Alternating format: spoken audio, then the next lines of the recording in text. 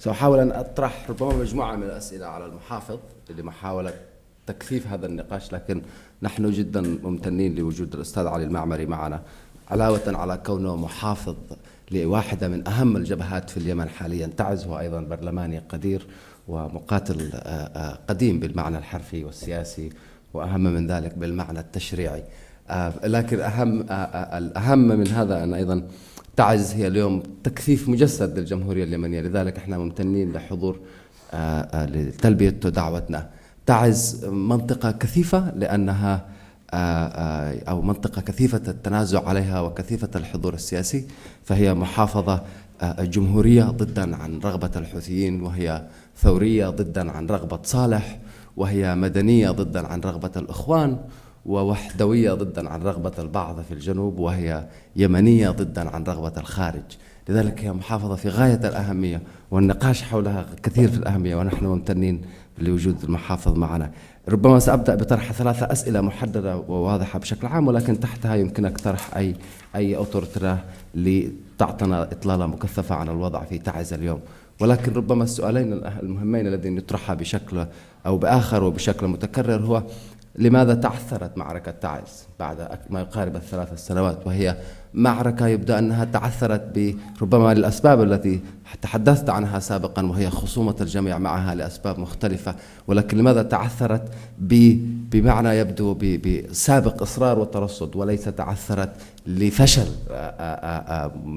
أو لعدم قدرة؟ هذا ربما الواسع الأول. ثانيا، أعرف أن هناك الكثير من الجدل جرى الأسابيع الماضية، تقدمت أنت باستقالتك أكثر من مرة، رفضها الرئيس قبل يومين، وكان لديك واحدة من أكبر احتياجاتك هي تسليم الرواتب وتعامل البنك المركزي مع عدم تسليم الرواتب إلى محافظة تعز. فأحب لو تعطينا تكثيفتين على لماذا تعثرت هذه المعركة، وإطلالة على طبيعة الأوضاع التي تمر به المحافظة، خاصة فيما يتعلق بالوضع الاقتصادي والعسكري. ممكن حينها أن نجريه نقاش بشكل أكثر مكثف ونفتحه للجمهور. ولكن مرة ثانية شكرا وتفضل.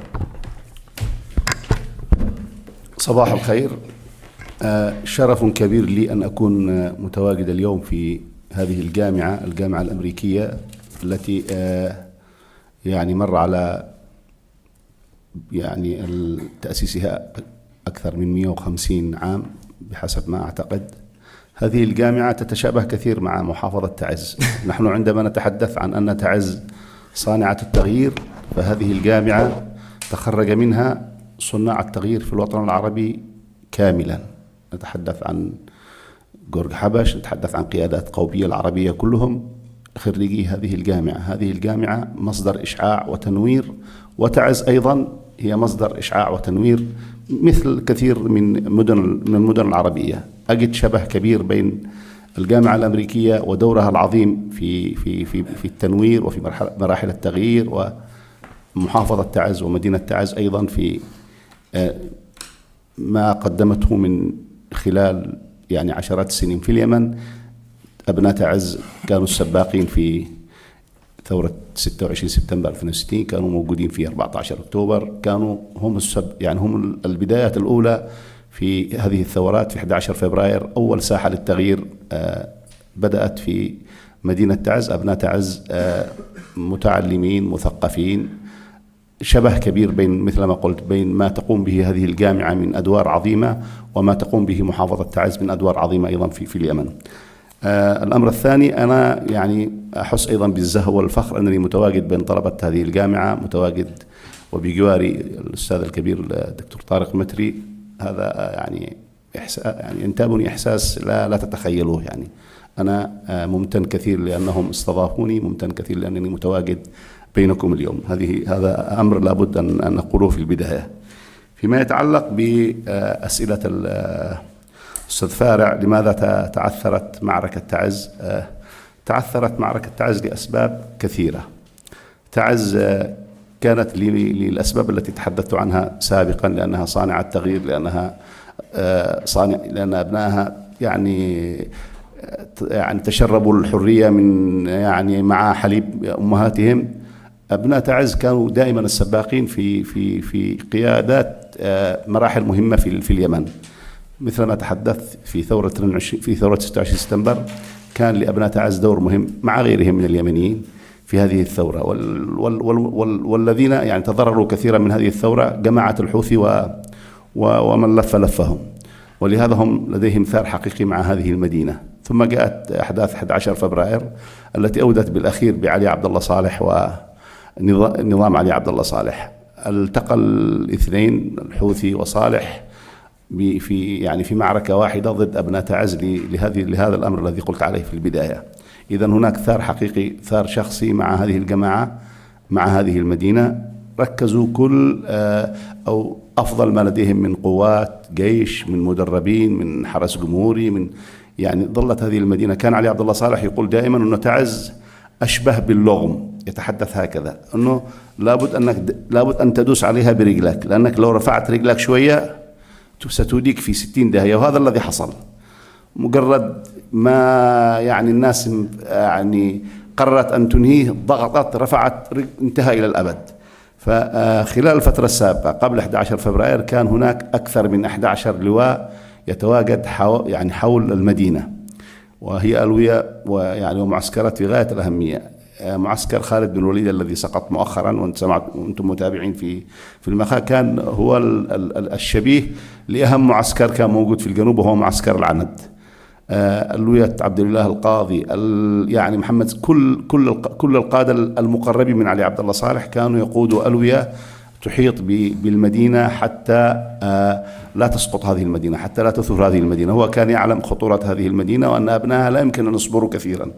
ولهذا عندما انقلب الحوثي وصالح على تعز أو على الشرعية، كانت تعز في الأصل محاصرة بكل هذه الألوية. ضف إلى ذلك القوات الخاصة وهي قوات مدربة، الجزء من الشرطة العسكرية، كل أجهزة الدولة وكل قادة هذه الأجهزة المتواجدين في تعز كانوا ولاؤهم لصالح ابتداء ثم الحوثي.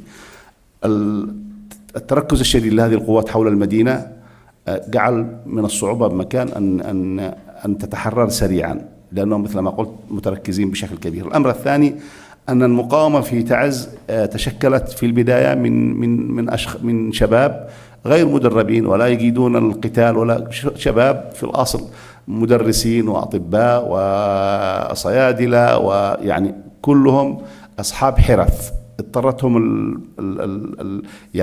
الانقلابيين أنهم يدافعوا عن أنفسهم، عن مدينتهم، عن يعني أعراضهم، لأنه سمعوا من الأفاعيل في بقية المحافظات، مما استدعى أن كل الناس يقفوا لهذه الجماعة يعني بالمرصاد. وبالتالي نوعية تدريب هذه المقاومة بسيطة، والتسليح أيضا. يعني تخيلوا أنتم الآن نخوض معركة طولها يعني مئات الكيلومترات، يمكن ب10 دبابات عتيقة، 10 دبابات يعني منتهية.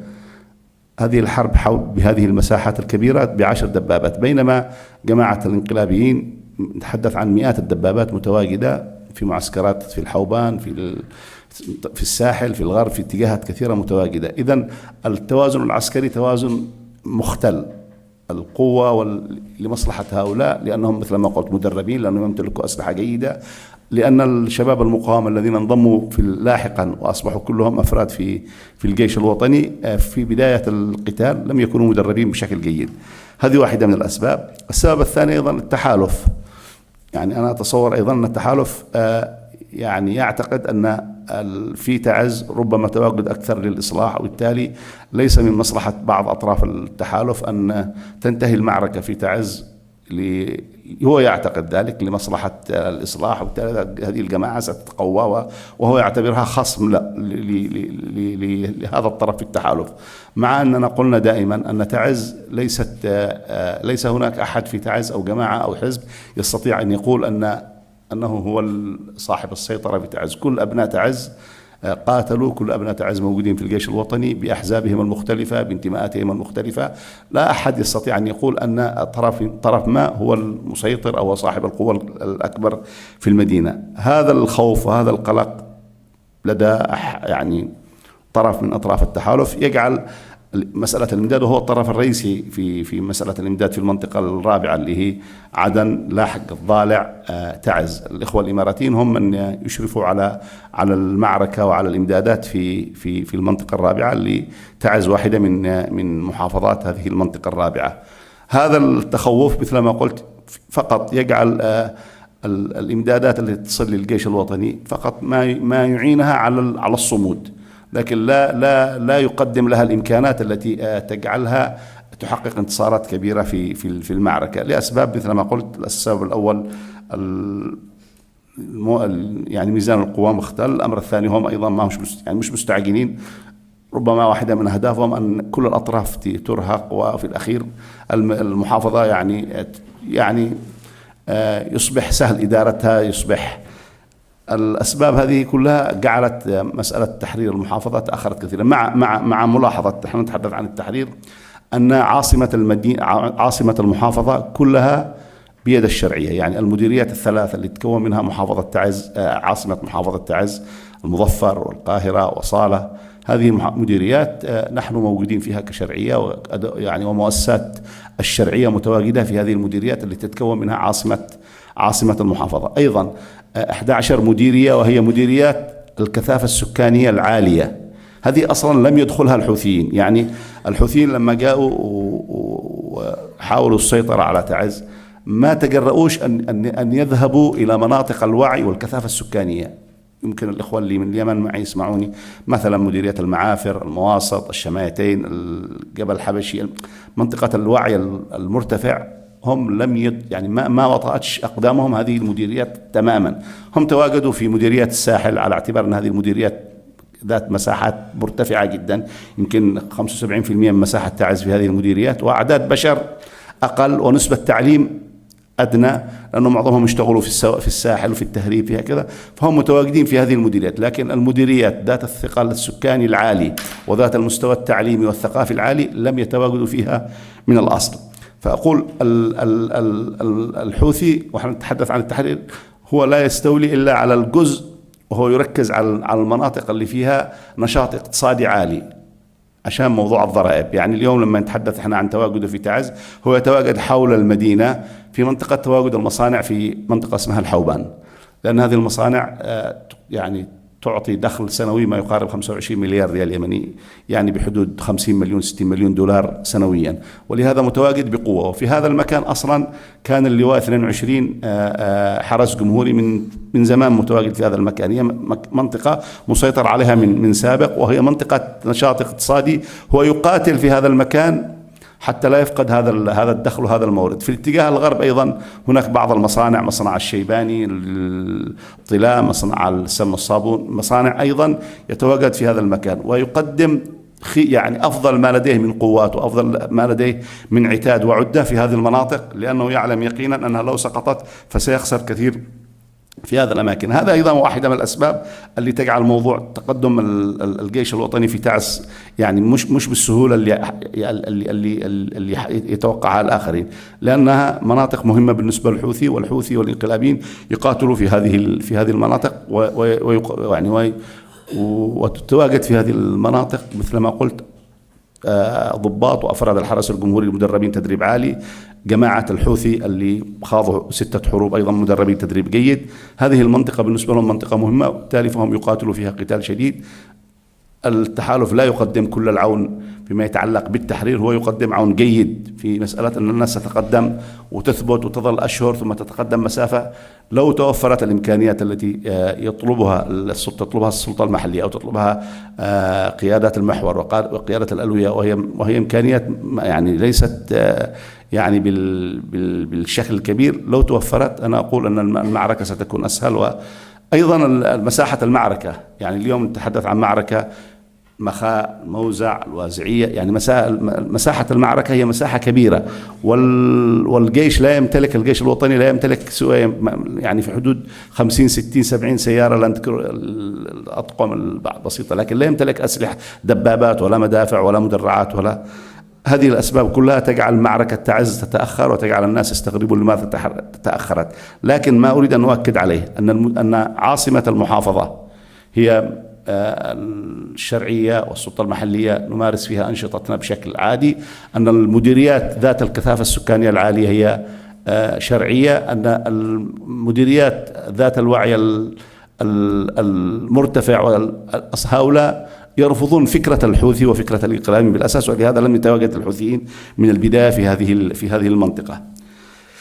فيما يتعلق تقديم الاستقالة، أنا تحدثت أنه في موضوع الاستقالة احنا مشكلتنا في تعز كسلطة محلية أن فخامة رئيس الجمهورية ودولة رئيس الوزراء الحقيقة كلما ذهبنا إليهم يعني يبدو يعني خلينا نقول أنهم متفاعلين مع تعز ويصدرون الأوامر، لكن البيروقراطية والموظفين الصغار لأسباب مناطقية، لأسباب سياسية، لأسباب جهوية، نجد أن كثير من الأوامر التي يتم توجيهها من قبل رئيس الجمهورية ورئيس الوزراء تتعثر كثيرا، وبالذات في البنك المركزي في عدن. يعني أنا أتذكر في اجتماع مجلس وزراء دعيت إلى هذا المجلس، كان وصلت 40 مليار ريال من الأموال المطبوعة من الخارج إلى مطار عدن، وسمعت بعض الوزراء يتحدثوا أنه فقط هذه المبالغ ينبغي أن تذهب للمناطق المحررة فقط. قلت يومها في اجتماع مجلس الوزراء أن هذا المال الذي طبع هو مال لكل اليمنيين، ولا يصح أبدا الحديث أنه ينبغي أن يصرف فقط على المناطق المحررة، لأنه في الأخير هذا التزام، هذا واجب الدولة تجاه مواطنيها في اليمن كامل. ويعني حصل شد في هذا الموضوع. لما جينا نصرف مرتبات الأمن في تعز، تحدث مثلا الأخ وزير الداخلية أنه فقط ما ينصرفش مرتبات إلا اللي هم مع الشرعية. قلنا الراتب هذا حق لا علاقة له بالصراع أبدا، هذا مرتب لضابط أمن لجندي أمن، احنا نقول أنه هذا مرتبه خذه. اللي قاتل أبناء تعز واللي استخدم السلاح هو اصلا لن ياتي الى المدينه ليستلم مرتبه، هو يعني سينأى بنفسه وسيغادر، لن يصل الى المدينه. حرصنا كثير ان كشوفات المرتبات لكل ابناء تعز، حتى مرتبات المدنيين، احنا عندنا 54,000 موظف صرفنا لكل المديريات التي تحت سيطرة الشرعية وأتواجد فيها الانقلابيين. لا ذنب للمواطنين في أنهم لا يستلمون مرتبهم الموظفين، المرتب حق لأسر هؤلاء، ولا ينبغي أن يعاقب الناس على أساس الجهة والمنطقة.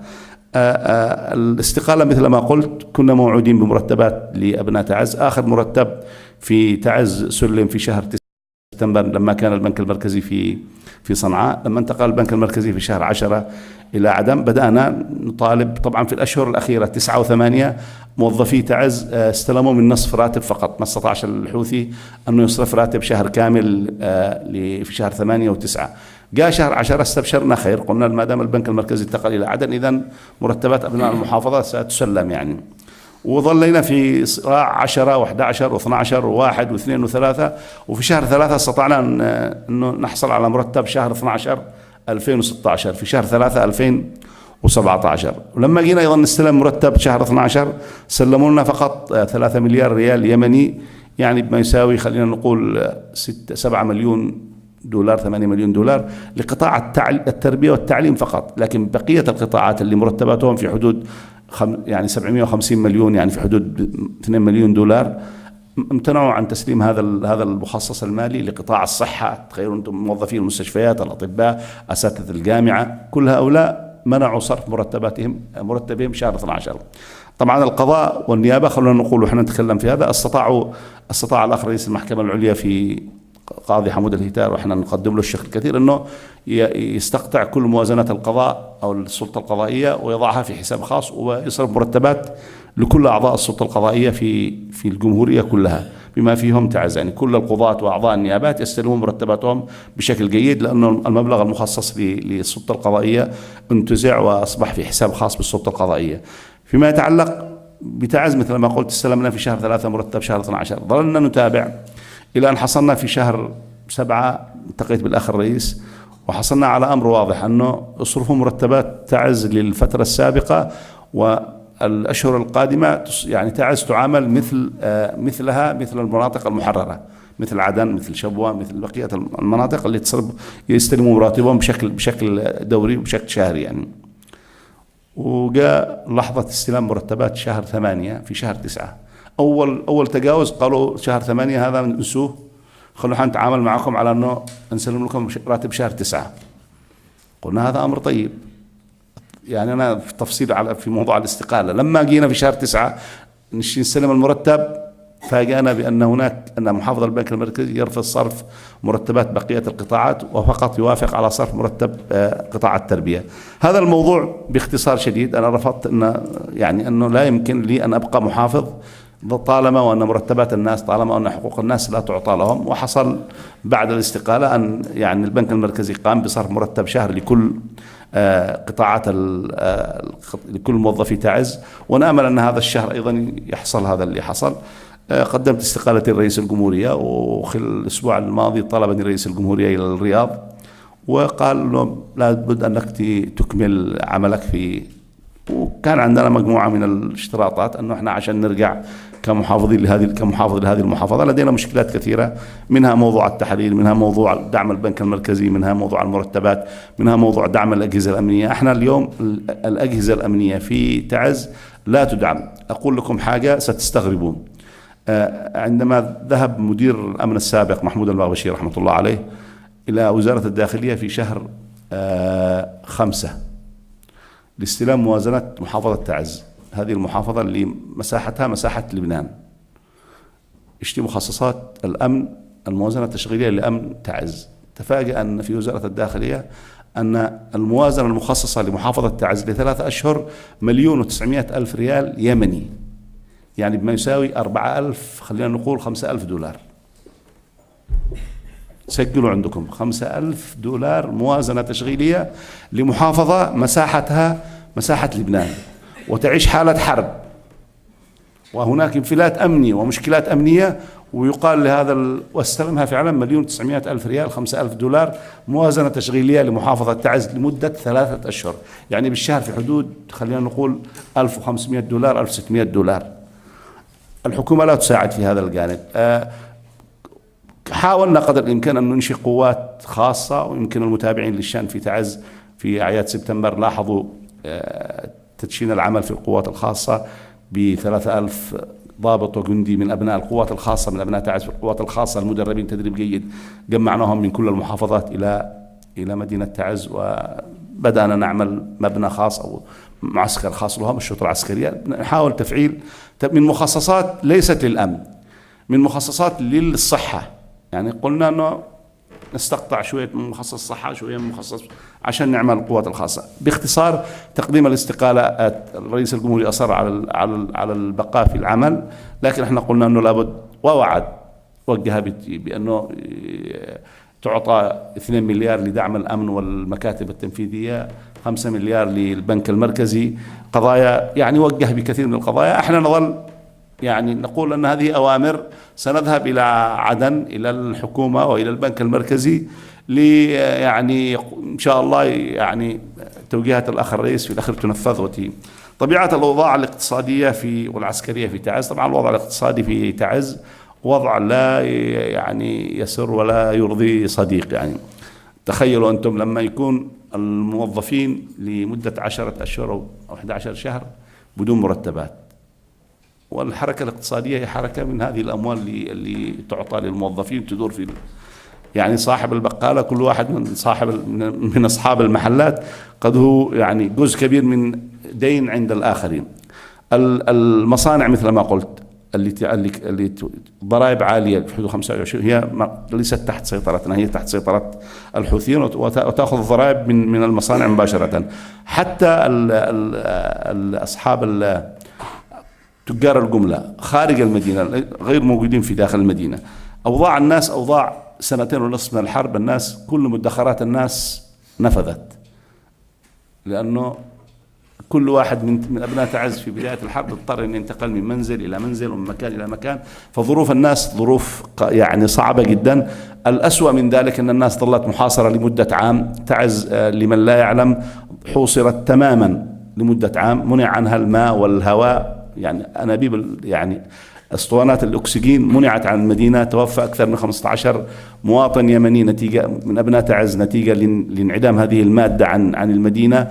اضطر مركز الملك سلمان أن يسقط عبر الطائرات أدوية وأغذية لهذه المحافظة، لأنها حوصرت تماما ومنع عنها كل شيء في جريمة ضد الإنسانية. حتى مشروع المياه، طبعا لا يوجد مشروع مياه في تعز، كانت تأتي المياه عبر رويتات عبر سيارات من خارج المدينة، منعوا هذه السيارات من دخول المدينة، حوصرت تماما. عندما فتح الحصار الجزئي عن طريق الضباب بدأت المدينة يعني نوعا ما تستعيد عافيتها، لكن باختصار الوضع الاقتصادي في تعز وضع سيء. أبناء تعز يعيشون أسوأ حالاتهم في ظروف اقتصادية صعبة. ما يأتيهم من مركز الملك سلمان أو منظمات دولية من مساعدات هي اللي تساعد بعض العائلات وبعض الأسر. دعم يعني التكافل الاجتماعي اللي حاصل بين الناس في اليمن يمكن يخفف عنهم شوية قليل، لكن انقطاع المرتبات يعني خلينا نقول مئات الآلاف من مدينة نزحوا إلى الأرياف إلى مدن أخرى، عشرات الآلاف غادروا المدينة إلى دول أخرى. الوضع الاقتصادي فعلا في تعز وضع سيء، حالات الناس يعني حالة يعني لا تتخيلوها، حالة في غاية السوء. الوضع العسكري مثل ما قلت، الجيش الوطني يعني كل يوم يتقدم، لكن ليس ذلك التقدم الذي نتمناه ونرجوه. يعني هو يتقدم في الجبهة الشرقية قليلا، يتقدم في اتجاه الجنوب قليلا، في اتجاه الغرب قليل لعدم امتلاكه، لكن ما من منطقة تم أخذها أو استعادتها من جماعة الانقلابيين يعني إلا وأصبحت هي يعني موطئ قدم للقوات الشرعية. الناس يتقدموا ببطء، المعركة ليست بذلك القدر من الصعوبة، نحتاج قليل من الإمكانيات ليست بيد الحكومة ما تمتلكش في موضوع التسليح. التحالف هو المصدر الوحيد لدعم العسكري. الإخوة الإماراتيين هم من يديروا المنطقة الرابعة اللي تعز واحدة من محافظات المنطقة الرابعة. نتمنى يعني احنا نحاول نمارس ضغوط بأنه الإخوة في التحالف يساعدوا أكثر، يقدموا دعم أكثر، لأن الناس أيضا بطول أمد المعركة تعز تخسر كثير. يعني جماعة العنف تتسلل في ظل هذا الفراغ الحاصل. كلما تأخرنا يوم كلما تعقدت الأمور أكثر، كل يوم تأخير يعقد الأمور سنة أكثر. جماعة عنف يعني تكون موجودة، الناس نتيجة للعوز والحاجة يمكن استقطابهم لجماعات من هذا النوع. الوضع صعب وسيء، ونحن نحاول بقدر الإمكان أن نحن نضغط على الحكومة، والحكومة مثل ما قلت ليست يعني متفاعلة كثيرا مع محافظة تعز. هذا اللي شكرا. أنا عندي بس سؤال أنا أكمل عليهم أو أكمل بناء عليهم نقاشك، أو ممكن نتوسع فيهم. الأول هي ما هي سلطات السلطة المحلية بالمقارنة مع الجماعات المسلحة الأخرى داخل تعز؟ معنى آخر من يمتلك مساحة أكثر داخل تعز، أنت ولا أبو العباس؟ ما هي حجم التنافس اللي متواجد بين الجماعات المسلحة والسلطات المحلية، خاصة تلك التي تشكلت كنتيجة مباشرة للحرب أو نتيجة استحقاقات عسكرية؟ وهل الدعم من التحالف يتم عبركم كسلطة محلية أم يتعامل الخارج مع جماعات مختلفة على الأرض؟ السؤال الثاني ربما هذا يهم أكثر طلاب العلوم السياسية أو الباحثين أو الأكاديميين في الجامعة بشكل مكثف، هو كيف تدير محافظة خلال حرب؟ ما هي زي ما يقولوا lessons learned اللي ممكن أن تدير أزمة بالسلطة المحلية؟ هذا سؤال ربما حتى يهمني كطالب إدارة عامة أكثر من كونه سؤال سياسي أو سؤال بهذا الباب. فيما يتعلق بالسلطة المحلية والجماعات المسلحة، أنا أقول السلطة المحلية تقوم بعملها في الحد الأدنى. احنا حتى الآن مقر السلطة المحلية في تعز هو مقر يستهدف يمكن استهدافه من قبل الدبابات ومدافع الموجودة في سوفتيل مثلا أو في تبة السلال. ويمكن الإخوة اللي من تعز يعرفوا هذه المناطق، هي مناطق مرتفعة، والمبنى المحافظة المبنى الرئيسي هو تحت مرمى نيرانهم، لكن نحن نمارس دور السلطة المحلية من مناطق مختلفة. بالتأكيد دور السلطة المحلية ليست يعني ما تقوم بالسلطة المحلية يعني مهام يمكن أن يكون مهام حرب أكثر ما هي مهام تنمية وإعمار. يعني احنا اليوم ما عندناش موازنات، يعني خلونا نقول أنه خلال عام ونصف ونحن نبحث فقط عن مرتبات. يعني ما عاد أحلامنا ما وصلتش إن نحن نقول لهم نشتي موازنات تشغيلية ونشتي إعمار ونشتي نعيد مشاريع كهرباء ونشتي نعيد مشاريع مياه. نحن نقول لهم بس يا إخوة ادوا لنا مرتبات الناس. ففي ظل يعني أن الناس ما تستناش مرتبات وإحنا مش قادرين نقول لهم ندوا موازنات تشغيلية، فكل المكاتب تعمل في الحد الأدنى. تعز تعيش حالة حرب، والإدارة الحرب هي الإدارة الأكثر بروز والأكثر ظهور في تعز. ما عندناش احنا مثل ما قلت موازنات ولا إمكانيات بحيث نحن نفعل مشاريع مياه ولا مشاريع كهرباء. مشاريع النظافة تقوم فيها بيوتات تجارية تدعم هذا الجانب، منظمات مثل اليونيسيف، مثل يعني بعض المنظمات تدعم في جانب قطاع النظافة، حتى موضوع النظافة. تخيلوا المدينة تعيش حالة بيئية يعني في غاية السوء. احنا المقلب الرئيسي لمركز المدينة هو في اتجاه الغرب، منطقة المطار القديم. هذا المقلب الرئيسي اللي كان يمكن هذه المشكلة يعانوا منها الإخوة اللبنانيين أيضا، مش ملاقيين مكان نحط القمامة فيه. فالموقع الرئيسي للمكب القمامة في منطقة تواجد الحوثي. حاولنا مرارا أنه يا إخوة خلوا بس السيارات القمامة تمر بس في البداية، يعني كل سيارة تذهب ما يخلوهاش ترجع. الآن في مساحة صغيرة المدينة، الأمل الوحيد عندنا أنه لما تيجي السيول نروح نحط هذه المخلفات في أماكن مرور السيول عشان تيجي السيول تأخذها إلى مكان لا نعلم إلى أين تذهب. مشكلة كبيرة يعاني منها أبناء، أو الإحراق، يعني الكارثة بيئية فعلا في تعز. وإحنا كسلطة محلية مش قادرين نعمل حاجة في هذا الموضوع.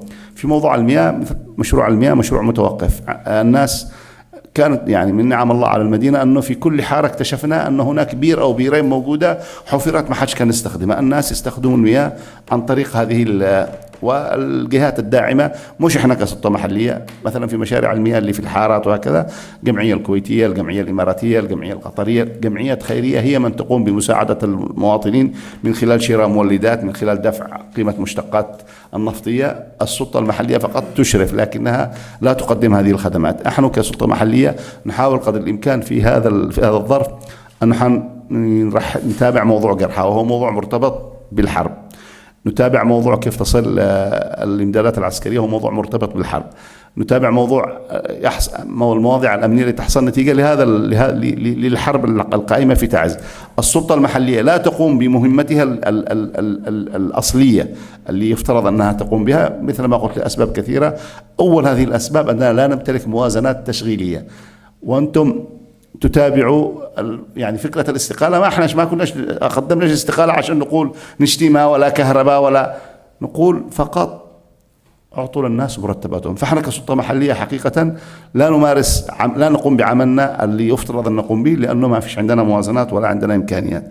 أبو العباس وأنا كسلطة محلية بالعكس، أبو العباس أنا أتصور أنه أنا كسلطة محلية كمحافظ هو يسمع ويطيع، لكن في الحد اللي ما يجعلوش يختلف مع الإمارات الداعمة له.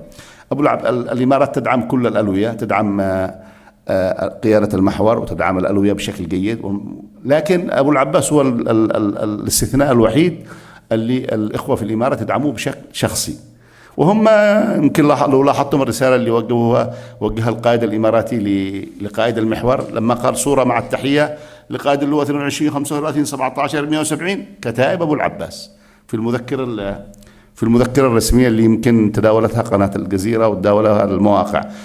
تحدثوا صراحة عبر أنهم يتعاملوا مع كتائب أبو العباس. أبو العباس مقاوم، رجل من أوائل المقاومين اللي خرجوا يقاتلوا جماعة الحوثيين في تعز، لا أحد ينكر هذا. لديه أفراد ولديه سلاح، هو يعني منضوي بالاسم تحت اللواء 35، يستلم مرتباته من اللواء 35، لكنه يحظى برعاية خاصة من الإخوة الإماراتيين. الدعم من التحالف مثل ما قلت، يأتي الدعم من التحالف عبر المحور، قيادة المحور لكل الألوية، ما عدا أبو العباس يذهب إليه مباشرة. ندير محافظة من خلال الحرب مثل ما تحدثت. هذه الإدارة، يعني احنا خلونا نقول في البداية لما تعينت أنا كمحافظ ذهبت إلى عدن، المحافظة محاصرة تماما، ما كانش يمكن لي أن أغادر من هذه المدينة اللي قلنا بمديرياتها الثلاث، وأنا في وسط المدينة لمدة عام قبل أن أتعين، إلا مشيا على الأقدام بالطلوع من مديرية اسمها مديرية مشرعة وحدنان والنزول إلى مديرية المسراخ. كان هذا مشي على الأقدام، ومن بعد المسراخ أخذنا سيارة واتجهنا نحو عدن. يعني المدينة كانت محاصرة تماما وما فيش أي إمكانية لدخول أي شيء أو أي مواد للمدينة. بعدها عدنا من مقابلة رئيس الجمهورية أيضا خلال فترة شهرين وأنا متواجد في عدن والرياض. شقينا يعني طريق، يعني يمكن لو حد منكم شاهد كيف كان توصل الإمدادات إلى تعز. ارتفعت أسعار الحمير في منطقة صبر إلى 50 و60 و70 80 ألف، لأن الوسيلة الوحيدة اللي كان يعني يمكن نقل البضائع للمدينة عبر عبر الحمار فقط، ما حدش كان يقدر لا سيارة ولا واستمر هذا الوضع لمدة 6 أشهر. وأنا نازل من صبر والله شاهدت بعض الأطفال في منظر مؤلم جدا. يعني تخيلوا أنتم يصعد يعني خلينا نقول 3-4 كيلو باتجاه هكذا يعني، وهو محمل كرتون ماء عشان ياخذ 1500 ريال، عشان ياخذ يعني في حدود $3 أو $4، يمشي 4 ساعات 5 ساعات وهو محمل كرتون ماء، والثاني محمل مش عارف كرتون عصير، والأقوى منه جونيا دقيق. حاجة استمر هذا الوضع لمدة 6 أشهر في حصار شديد جدا. جينا ندير هذه المحافظة في ظل هذا الوضع اللي كل شيء يصل عبر هذه الوسيلة وعبر هذه الطريقة. قلت أن هناك أشخاص مرضى توفوا في تعز نتيجة لانعدام مادة الأكسجين، نتيجة لانعدام مادة الأدوية. لدينا 7 مستشفيات حكومية في المدينة لا تعمل منها إلا 3 مستشفيات وفي الحد الأدنى. المدارس مدمرة. بداية هذا العام بدأ الطلاب للدراسة في هذا العام في مدارس إما مدمرة، وإما يتواجد فيها مسلحين، وإما لا يوجد فيها مدرسين. يعني قطاع التعليم توقف تماما، لأن مدرسي التربية والتعليم لمدة 10 أشهر ما استلوش مرتبات. فلكم أن تتخيلوا أن الطلاب ما يذهبوش للمدارس، أن المرضى مش ملاقين يعني أدوية ولا في المستشفيات. الوضع كارثي في تعز، وأنا يعني أقول هذا الكلام وأنا أتألم كثير لأنني الرجل الأول في المحافظة، لكن لا أحد يساعد. المساعدات الوحيدة مثل ما قلت يقدمها مركز الملك سلمان، لكن محافظة 4 مليون بني آدم مهما كانت إمكانيات وجود مركز الملك سلمان لا يمكن أن تغطي كل احتياجات المدينة. أي فارق يحدثه تحرير ميناء المخا في معركة تعز، وهل هو تحت سيطرتكم كسلطة محلية؟ ميناء المخا حرر، أصبح فقط هناك يعني إذا كان في يعني الصواريخ اللي ممكن تصله من مسافات بعيدة، والإخوة الإماراتيين لديهم باتريوت تمنع سقوط الصواريخ على مدينة المخا. بالتأكيد ميناء المخا سيحدث فارق كبير. ميناء المخا من الموانئ المهمة، فيما لو تم تشغيله سيتم يعني جني يعني توريد مبالغ كبيرة للمدينة يمكن أن تغنينا وتعفينا من هذا اللي جالسين قاعدين نشتكي منه. يعني اليوم لما نتحدث عن المستشفيات احنا ما نتحدث عن مليارات الدولارات، نقول له في كم مليون دولار ممكن أن نعالج مشكلة الصحة، لو هناك كم مليون دولار ممكن نعالج مشكلة التربية والتعليم في تعز. ميناء المخا فيما لو فعل وعمل يمكن أن يغطي كل هذه الأزمات ويحل كل هذه الأزمات الاقتصادية الموجودة في المدينة. لكن الميناء المخا فعلا حررت، والميناء يتواجد فيه قوات عسكرية إماراتية. أنا قبل شهر ونصف التقيت بمسؤولين سعوديين ماسكين ملف اليمن، وتحدثنا ملف تعز بالذات في اللجنة الخاصة اللي ماسكين ملف تعز، وتحدثت معهم انه يا اخو احنا خلونا اعطونا ميناء المخا عشان نشتغل فيه. يمكن لابناء تعز رجال الاعمال، معظم رجال الاعمال في اليمن هم من ابناء تعز، وهم يعني على استعداد تام ان يوصلوا بضائعهم الى الميناء، مشتقات النفطية عبر الميناء، ويتحرك هذا الميناء ويصبح يعني داعم كبير لموارد المدينة. الإخوة الإماراتيين ما إلى الآن مش ما سلموش الميناء هم. بل أنه أنا أقول حاجة، كنت رحت طبعا الإخوة الإماراتيين عملوا عمل عظيم في المخا. احنا عندنا كان محطة كهرباء 160 ميجا في المخا، وكانت شبه يعني عطلانة ما تعملش نتيجة للحرب. هم أعادوا التشغيل 120 ميجا، لأن هي 4 توربينات، كل توربين 40 ميجا، أعادوا تشغيل 3 توربينات 120 ميجا. يستخدمهم الآن ميجا، يعني توربين واحد 40 ميجا لإضاءة الكهرباء المخا والمناطق المحيطة. بقية التوربينات لا تستطيع العمل لأن كل خطوط النقل الممتدة إلى تعز نتيجة الحرب كلها. فرحت افتتح محطة الكهرباء في المخا، هذا الكلام قبل يمكن 8 أشهر، وطلبت منهم أن نزور الميناء، اعتذروا. يعني انه القائد مش موجود، انه مش عارف مش موجود، انه وانا محافظ محافظة تعز والمخا احدى مديريات المحافظة، ما قدرتش ازور الميناء. فانا اقول الميناء لو اعيد تشغيله او اعيد تفعيله سيكون مكسب كبير، يعني يغنينا كثير من الاحتياج. خلونا نقول المسألة وصلت الى حد انه واحد حاسس انه يتسول الحكومة. يعني لما تتفق انت محافظ بنك مركزي ورئيس جمهورية ورئيس وزراء انه بكره الصباح تروح تستلم 3 مليار 750 مليون مرتبات الناس، وانت في هذا اليوم قد اصلا اختلفت معهم على انه يدوك 3 مليار واشتكيتوا برئيس الجمهورية ونائب الرئيس ورئيس الوزراء، يعني ما عاد باقي الا ان تصلى عند ربي، يعني استغفر الله العظيم. وبرضه في الأخير تيجي اليوم الثاني يقول لك عفوا المحافظ قال ما فيش غير 3 مليار. تحس أنك متسول في مكاتب هؤلاء، تقول يا أخي أنا مش جاي أشحت، يعني هذا حق الناس. هذه مدينة تقاتل بالنيابة عن كل اليمنيين، هذه مدينة تقاتل بالنيابة عن الشرعية. لو أن هذه المدينة قررت أن توقف الحرب أشعد لك من شرعية أنت؟ يعني أنت سيتحدث الجميع أنه الانقلابيين هم من يسيطروا وأنت تقوم.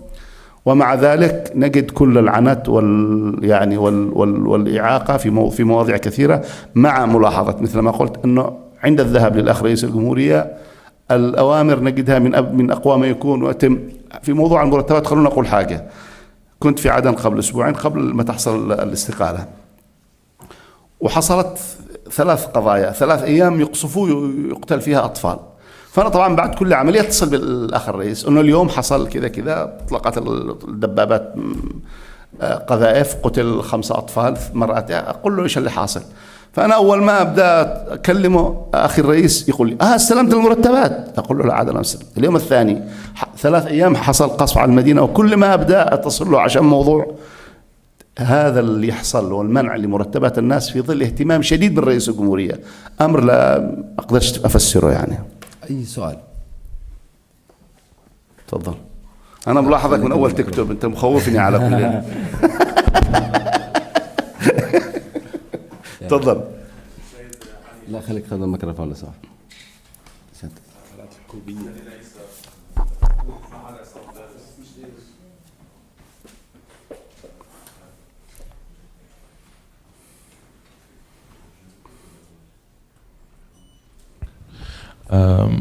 خليل عيسى، معهد عصام فارس. السؤال، شكرا سيد علي معمري على ما قلته.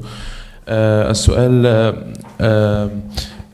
ما هي حسابات، يعني أنا الذي أراه يفوتني من ما عرضت يعني، أو أتمنى أن أعرف أكثر، ما هي حسابات التحالف؟ يعني ما تعتقد أنه هي حسابات التحالف أو الإماراتيين من خلال وقف المرتبات؟ هل هي مثلا حسابات تتعلق بأنه صرف المرتبات مثلا ستذهب إلى الجنود علي عبد الله صالح مثلا في الألوية الأخرى، وهم بهذه الطريقة يعتقدون أنهم يضغطون مثلا على الجبهات التي تقاتل ضدهم، أو مثلا الميناء عدم تشغيله، وهم يعتقدون مثلا أن موضوع مثلا عمليات التهريب الأسلحة وكذا ستأتي من، رغم أنه قواتهم موجودة في الميناء يعني، وهذا يعقد الأمور على كل خوف. ولكن الحسابات العسكرية للمعركة هل هي التي تكون وراء هذا مجال السؤال؟ أخي ما يتعلق بالتحالف والإماراتيين، الإماراتيين والتحالف ما لهمش علاقة في موضوع المرتبات خالص. احنا نتكلم عن مرتبات خاصة بالقطاع المدني، والإماراتيين والتحالف ليس لهم علاقة في هذا الموضوع. مشكلتنا مع محافظ البنك المركزي. محافظ البنك المركزي من تجربتي الشخصية معه عندما كان وزير مالية إلى أن تحول محافظ البنك المركزي، كل موضوع مرتبط بتعز يضع أمامه عشرات العراقيل. فالموضوع المرتبات ما له علاقة بالتحالف الإماراتي. الأمر الثاني ميناء المخا. ميناء المخا خلونا نقول أنه أيضا مش جاهز، لأنه لا زالت المخا منطقة حرب، منطقة قتال. حتى الآن لا زال القتال في حوالي هذه المدينة. يعني ما نشيش نكون مبالغين نقول نحن لو سلم الميناء أنه بكرة بيشتغل، مش صحيح. يعني المنطقة منطقة قتال والإماراتيين متواجدين فيه. وفي الأخير الحرب هي حرب على هذه المناطق، يعني الإماراتي والسعودي والإيراني والأمريكي، هو الصراع كله في هذه الجغرافيا، جغرافيا المخاء، ذباب، باب المندب، هذه المنطقة المهمة الاستراتيجية.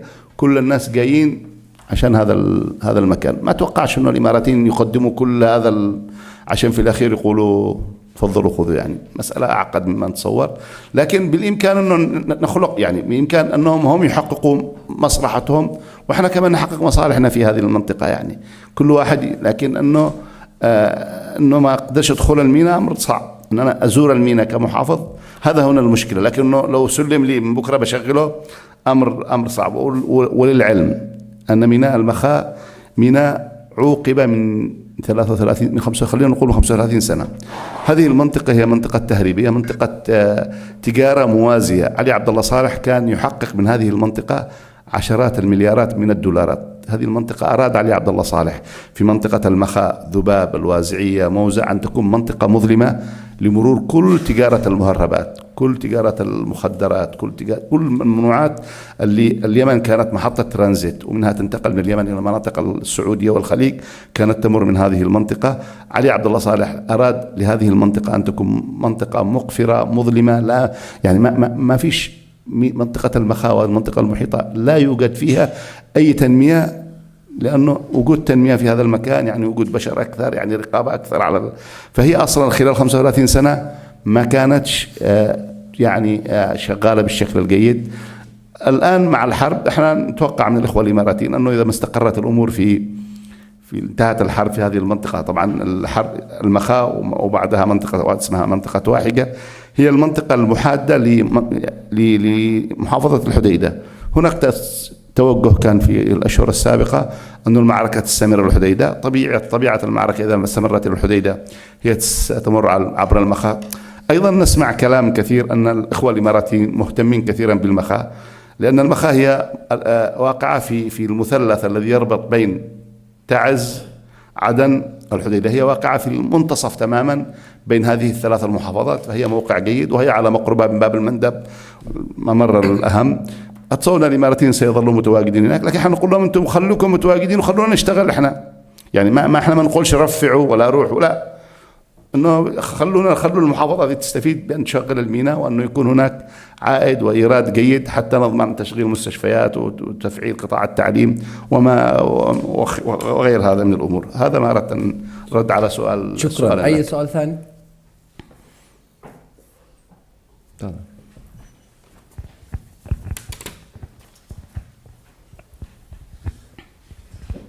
مرحبا، اسمي عبد الله رفيق، طالب ماجستير. السؤال لسيادة المحافظ علي المعمري: هل طلبتم من التحالف الذي يقف إلى جانبكم في أي مرة أي تفسيرات لقصف المدنيين والمنشآت المدنية في تعز والتي لا تخفى على أحد؟ والسؤال الثاني: نلاحظ اهتمامكم بالمجال الأمني أكثر من المجال الإنساني، هل احتياج تعز الأولى بالدعم إنساني في مجال التعليم والصحة أم أمني؟ من السؤال الثاني مرة؟ هل الاحتياج في تعز؟ قلت كلام قبل هذا.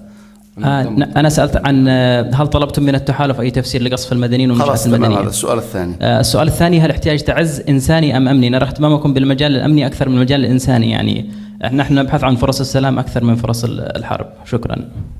من الأخير، احنا لما نتحدث عن الأمني فاحنا مع السلام. الاهتمام بالجانب الأمني هو اهتمام بالسلام، لأن المشكلة الكبرى اليوم في تعز أن معظم أبنائها غادروا المدينة والفاعلين لأنه ما فيش أمن في المدينة. لو ضمننا موضوع الأمن سيعود الناس إلى المدينة وستبعث الحياة في المدينة، وسيكون وضع المدينة أفضل بكثير مما هي عليه الآن. ما من شك أن الاحتياج الإنساني احتياج كبير، لكن احنا نقول ناس إيش الناس اللي أصواتهم مرتفعة ويحتاجوا. في تعز خلال العام السابق الحديث الصوت المرتفع من الناس أنه يا أخوة انقذونا من جماعات عنف، يا أخوة في مشكلة أمنية، يا أخوة. الجانب الإنساني احتياج شديد له، صح، ما من شك في هذا، لكن كان على الأقل في مستشفيات تشتغل، في منظمات تعمل، في مساعدة تعمل. لكن في القطاع الأمني كان القطاع الأمني في تعز صفر، ما عندناش أي مؤسسات أمنية تعمل في تعز. ولهذا الناس رفعت أصواتها كثير في الاحتياج الأمني، وهي احتياجات يعني كلها يحتاجها الناس في تعز، في الجانب الإنساني وفي الجانب الأمني. لكن الجانب الأمني مثل ما قلت الدولة لا تعير أي اهتمام، ولا حتى في منظمات ولا هيئات تساعد في هذا الجانب. لكن في الجانب الإنساني هناك جمعيات، مثلا مركز الملك سلمان يساعد، جمعية الهلال الأحمر الإماراتي تساعد، الكويتيين يساعدوا، القطريين يساعدوا، اليونيسيف، منظمات الأغذية، يعني في جهات كثيرة تساعد في الجانب الإنساني وتقدم بعض العون. لكن في الجانب الأمني لا أحد يساعد في هذا الجانب مطلقا، لا تحالف ولا حكومة ولا منظمات إنسانية وظيفتها أنها تساعد في جانب الأمن. الموضوع القصف اللي يحصل ويسقط في مدنيين، ما من شك أن حرب بهذا الأعداد الكبيرة من اطلاعات الطيران بشكل يومي أكيد بيحصل في أخطاء، وإحنا أكدنا على هذا الموضوع وقلنا أنه في أخطاء حصلت والناس وأدنا هذه الأخطاء. لكن أنا أقول أيضا أن التحالف حريص جدا في موضوع الطيران. يعني مثلا في تعز توجد غرفة عمليات هي لمن تقدم الإحداثيات للتحالف وبالاشخاص. لا يعني التحالف لا يطلع طيران التحالف لاستهداف اي الا بعد التاكد التام من غرفه عمليات ومن اشخاص يعني بالتحديد هم من يبلغوا بالاحداثيات. احنا نشاهد طبعا منشآت ومباني وتقصف هكذا. المشكله مش عند التحالف، المشكله عند اللي قاعدين داخل هذه المباني. يعني الانقلابيين في تعز ظلوا في السوفتيل لمدة عامين، وظل التحالف حريص أنه ما يدمرش هذا المبنى، يقصف جنبه. والناس في تعز كل يوم تقول ليش يعني السوفتيل، ليش ما يقصفش السوفتيل؟ ليش حمام الدبابات والمدافع بشكل يومي تقتل أبنائنا وهم حريصين على السوفتيل؟ وهم يقول لك أنه لو قصفنا السوفتيل بيقولوا أنهم يقصفوا منشآت، وفي الأخير قصفوه بعد إلحاح شديد من الناس ومن السلطة المحلية أنه يا أخوة خلاص. يذهبوا مثلا إلى معاهد تقنية في تعز، معاهد يعني بنيت ومهمة جدا لتعز، يروح يحط دباباته ومدافعه من هذا المكان ويطلق. في جامعة تعز راحوا في مبنى يعني في مباني كليات الطب وكذا وظلوا يقصفوا المدينة. نحن في الأخير نقول أنه دماء المواطنين وأرواح المواطنين أهم كثير بالنسبة لنا من مباني يمكن استعادتها، وما يحصلش هذا إلا بعد ما يتكرر لأشهر. وضربت مثل السوفتيل لمدة عامين ظل القصف من دبابات في السوفتيل تقصف. الأخطاء حصلت وفي أبرياء كثير قتلوا ونحن ندين هذه المسألة، لكن حرب لمدة عامين ونصف مئات عشرات الآلاف خلينا نقول من الطلعات القوية اللي تطلع كل خلال هذه الفترة في أخطاء حصلت. التحالف حريص جدا أنه ما يتلقاش البيانات. أيضا خلينا نقول أنه حتى هناك يعني خلينا نقول في ناس موجودين مثلا في بعض غرف العمليات في الجمهورية كلها عندهم مشكلات شخصية. يعني مثلا أنا سمعت في عدن وفي صنعاء وفي أنه واحد معه مشكلة، واحد في غرفة العمليات يمكن يكون عنده مشكلة مع التاجر الفلاني ولا كده، ويروح يقول لهم يرسل لهم إحداثيا أنه المصنع اللي هناك فيه جماعة ويتم قصفه. يعني حتى الأمور الشخصية تدخل. وفي الأخير التحالف وما تأتيه من بيانات يقوم، والناس اللي يشتغلوا في الجيش وكذا مش ملائكة، في شياطين كثير يعني.